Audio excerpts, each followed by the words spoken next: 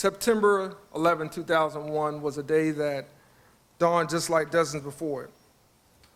But the disaster was one that none of us could have foreseen. It was an attack on men and women, children, mothers, fathers, sisters, and brothers. But this, which was meant to divide, became a rallying point for this nation. It became a point of unity for this country where it didn't matter what side of the political lines you were on, it didn't matter where you're from or what your religion was, it didn't matter what your race or your color was. We were all one.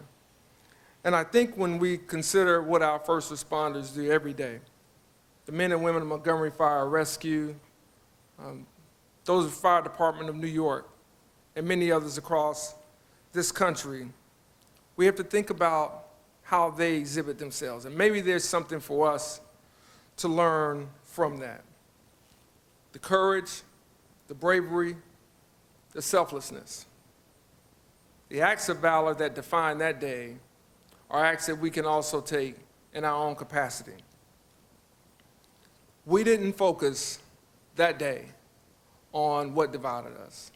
We focused that day on the humanity of one another. And so today we commemorate the accounts of those men and women whose bravery and dedication illustrated the sheer strength and resolve of this nation. The fearless efforts of these heroes and these sheroes, both those still among us and those who were gone, came to redefine this country and our path forward. Today we recommit ourselves to never forget the fallen, those who we owe an immeasurable debt. We will not forget the dangers staring you down day after day as duty calls. And we have to make sure we're devoted to you and your families and make sure we do everything in our power to support you in the bravery and the courage that you show day in and day out.